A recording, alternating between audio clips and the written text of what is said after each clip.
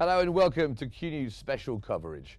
Tonight we highlight the ongoing crises in Palestine and Lebanon, with recent Israeli strikes causing widespread destruction, displacement and deepening humanitarian challenges. Stay with us here on Qnews.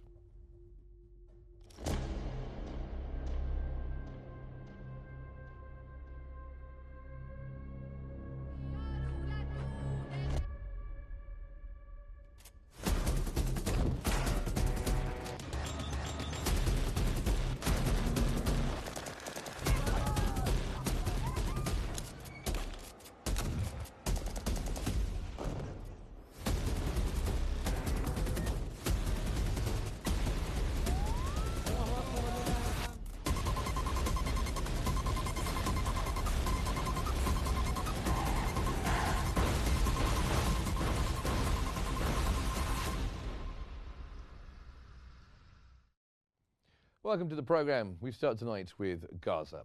The World Health Organization has warned that Gaza's health system is collapsing, with two major hospitals on the brink of shutting down. WHO Director General Tedros Adhanom says both Nasser Medical Complex and Al Amal Hospital in Gaza face imminent closure, warning of severe consequences for patients. He called for an immediate halt to the ongoing destruction of Gaza's hospitals, describing it as systematic and prolonged.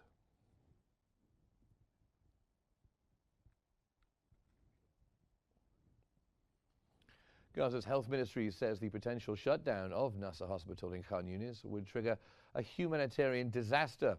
The ministry revealed that Nasser Medical Complex is the only hospital serving Khan Yunis. Its collapse, they say, would leave thousands without critical care. The ministry urged international intervention to protect medical institutions and called on Israel to allow urgent medical supplies into the Strip.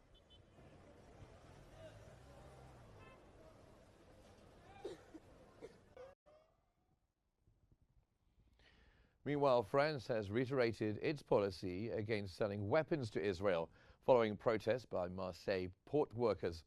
French Armed Forces Minister Sébastien Lecornu stated that France does not sell arms to Israel, clarifying that only Iron Dome components and parts for re-export are permitted. He cited Israel as a competitor in defense industries and confirmed all transfers are closely monitored and regulated.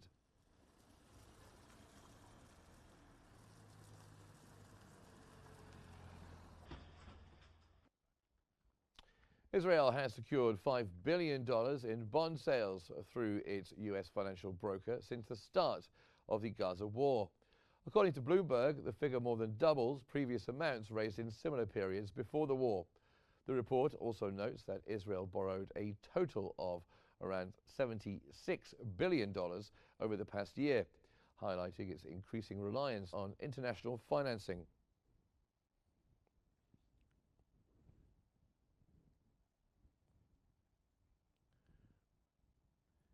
Gazans marked Eid al-Adha under dire conditions, with the ongoing Israeli war on the occupied Strip causing widespread displacement and severe shortages of basic supplies. Thousands have been forced from their homes, awaiting essential aid instead of celebrating. Markets remained quiet as soaring prices put food and water out of reach for many families. Gazans confirmed that survival essentials have become the main concern, replacing traditional holiday customs. The war has also devastated religious life, with nearly 90% of mosques destroyed. Worshippers are forced to pray outside or amidst rubble, adapting their practices and amid ongoing hardship.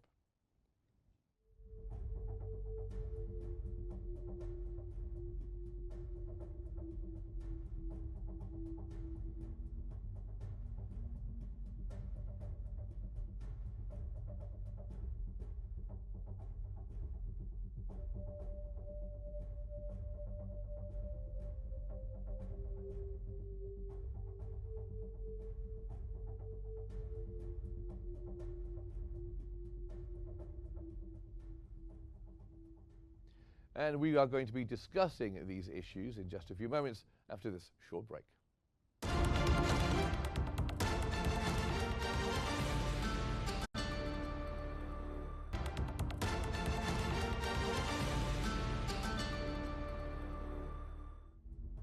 Welcome back to our special coverage here on Q News.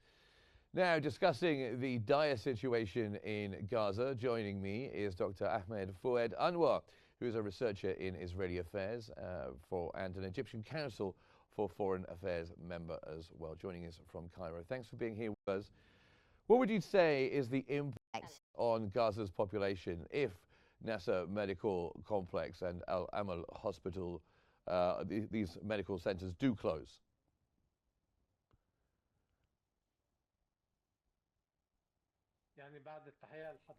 After the greetings to you, in fact, it is a humanitarian catastrophe.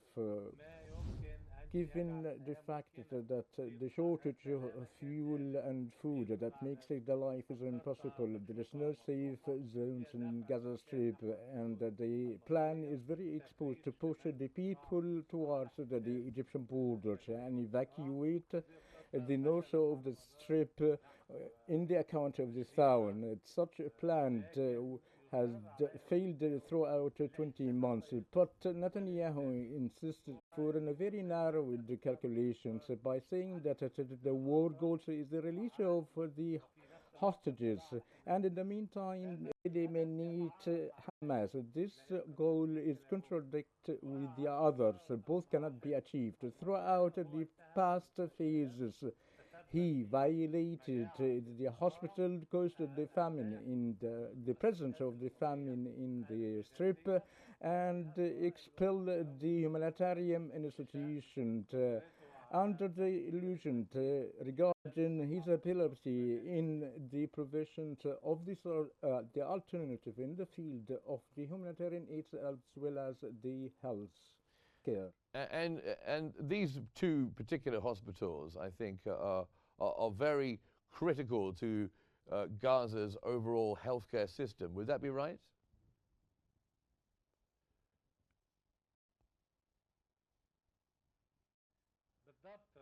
Certainly.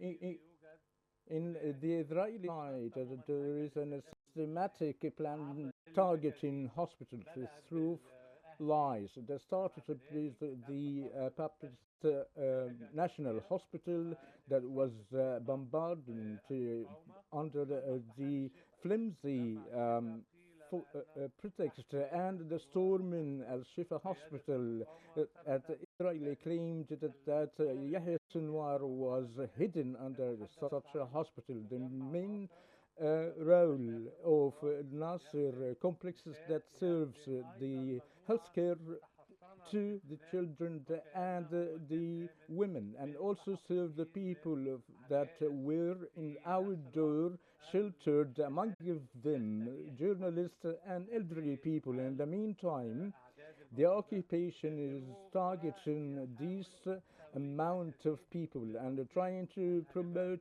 lies in order to attack the hospitals. These are systematic attacks. Its goal is make the life unapplicable, and literally the Nasser Complex Medical Center, and this manipulation is too fully exposed for the international community to intervene and to prevent this genocide and deter these barbaric practices along with the alleged pretexts. Now, only today we had 6 people killed by the Israeli forces as they were approaching an aid distribution center. The IDF said that they were approaching in a threatening manner and that they fired warning shots. Clearly another lie by the Israeli forces, as 6 people ended up being shot dead in this meeting. So we have a situation where hospitals are being destroyed, people can't get to hospitals, aid centers are either closed or they're too dangerous to go anywhere near. How are the people of Gaza meant to deal with a situation like this?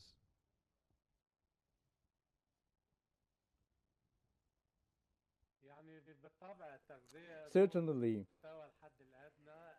the nutrition is under the minimum, and the health care is also under the minimum rate for to be alive. And the Palestinian people trying to result uh, to be solid in light of the absence of the international community, in addition to of the humanitarian order relief centers considered our traps to provide food, and then thousands of women, elderly, and children are gathered to be shelled by the helicopters.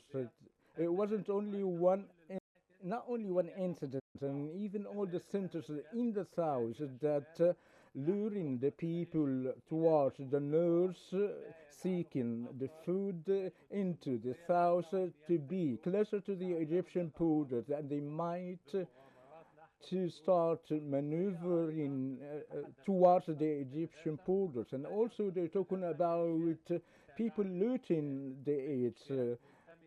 The looters are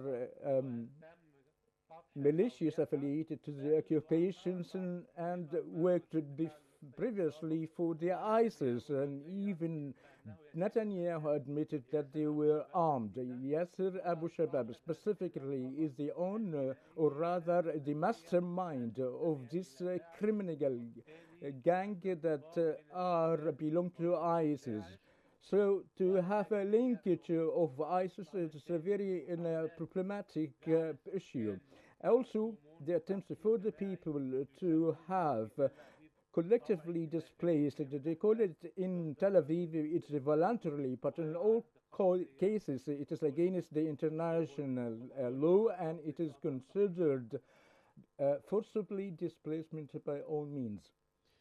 Now, given all that, is there a role, do you think, that international organizations, governments could play in trying to protect these kind of medical facilities, to stop them from being destroyed, and also to ensure the delivery of these vital medical supplies, which are clearly not getting through?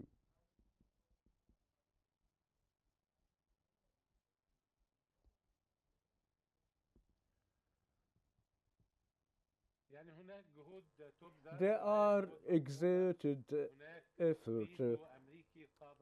There is an American veto vis-à-vis 14 voice of UN permanent members and 10 of elected states. Even the ICC and its pursuit of former Ministry of Defense Gallant, along with the Prime Minister. And this one is a precedent and step by the ICC and the ICG are international organization pursue the Westerners. So therefore, the functional role being blocked by the US along with the Israeli side. And I think that Israeli public opinion is exerting its pressure because starvation and military repression threaten the lives of 50s of the captives. And it is proved that the gambling and or rather the negotiations would lead the release of the prisoners, and lately the last deal of Gilad Shalit and another deal of the PLO, and throughout the time deals were made of such models. The exchange of life sentence prisoners in the Israeli prisoners, among which women and children. In return, captives of the occupation Israeli soldiers. This formula or model that Netanyahu is trying to evade due to its reluctance not to or insisted of not or to keep his government in office. Now, I think the international community should reconsider its calculations along with several international states. So all these may change the equation and be in favor of the Palestinians. And if there are some breaches by the resistance, the Israeli army committed all the violations, and all these deeds are actually inspired to the devil itself.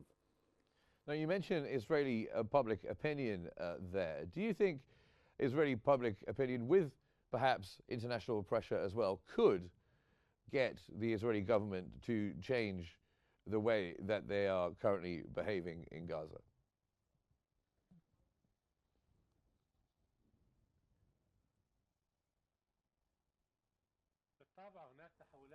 Certainly, there are several variables in the public opinion in Israel, and I think 70% against the orientations of this government. And the Haredi, they are considering to topple the government. They might think of flee out of the boat before it sunk, and the determination of his son Edemener trial in light of the captives and the falling of his son. I think, and now they think about the celebrating the wedding of his son, and I think all these may let others to consider their position, such as the Haredi, that they are rejecting the Zionism in addition to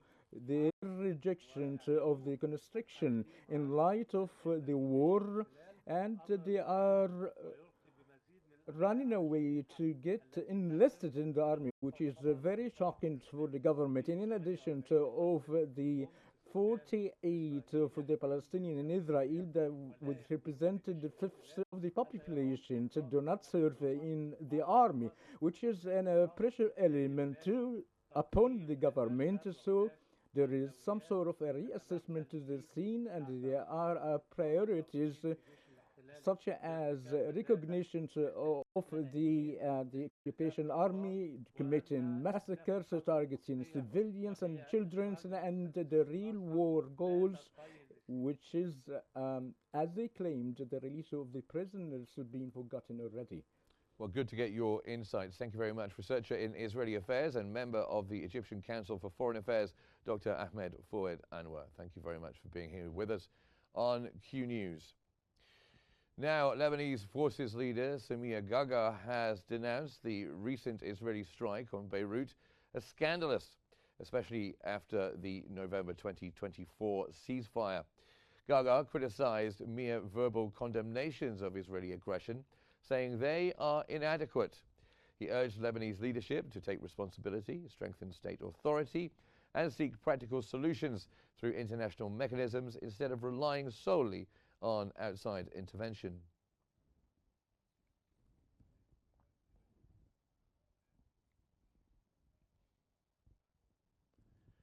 A UNIFIL patrol in Lebanon's Tarifa was briefly blocked by young men protesting its movement without a Lebanese army escort.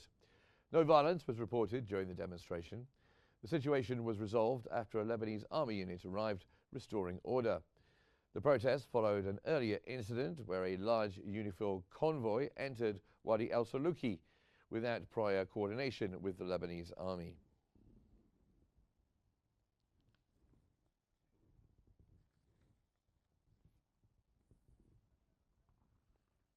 Now, for more on the situation in Lebanon, we are joined by Dr. Osama El Said, who is the editor-in-chief of Al Akhbar daily newspaper, joining us from Cairo. Thank you very much for being here with us. Is this call from Samir Gaga significant? He's called for the leadership of Lebanon to strengthen state authority and to seek international solutions as well. Is this something that could be achieved?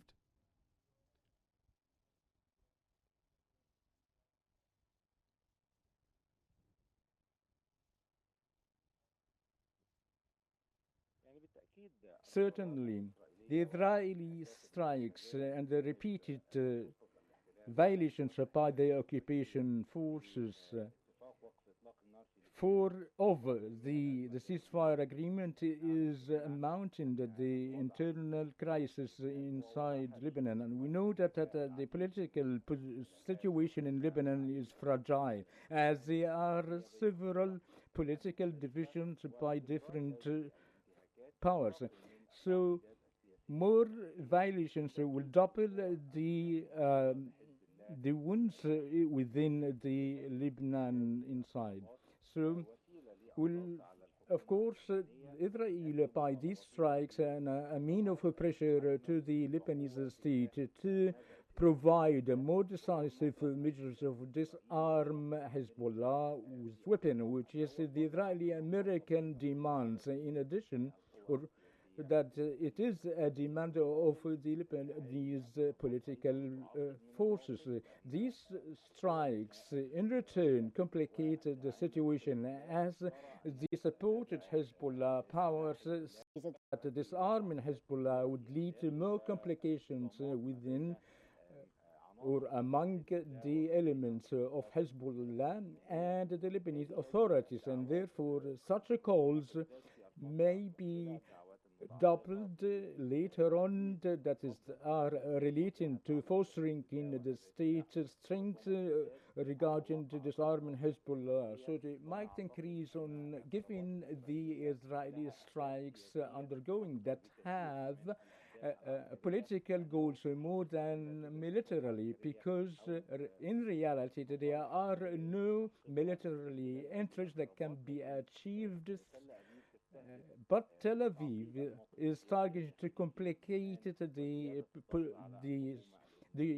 political situation. In addition, that these forced wave of strikes against Lebanon at the borders area came following the foreign minister of Iran's visit to Beirut that carries a clear message to Lebanon that security of Israel is contradictory with the idea of the Iranian approachment. So they try to send the political messages through such strikes. And with talk of the November 2024 ceasefire, of course, a lot of it comes back to this. What are the challenges of enforcing this ceasefire in the terms that were originally agreed? And for example, the disarmament of non-state armed groups like Hezbollah.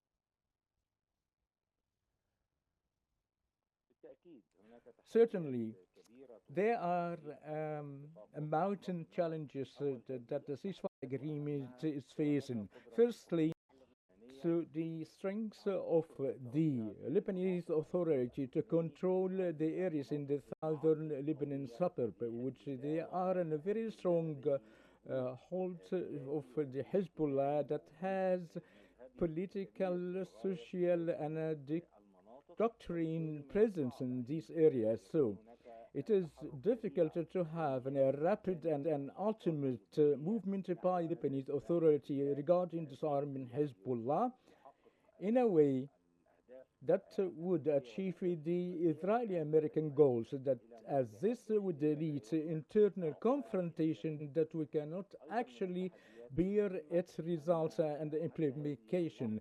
Also, up till this moment, the Lebanese authority that aren't fully operated yet, and full reconstruction for their capability that make them able to secure all the areas in the south.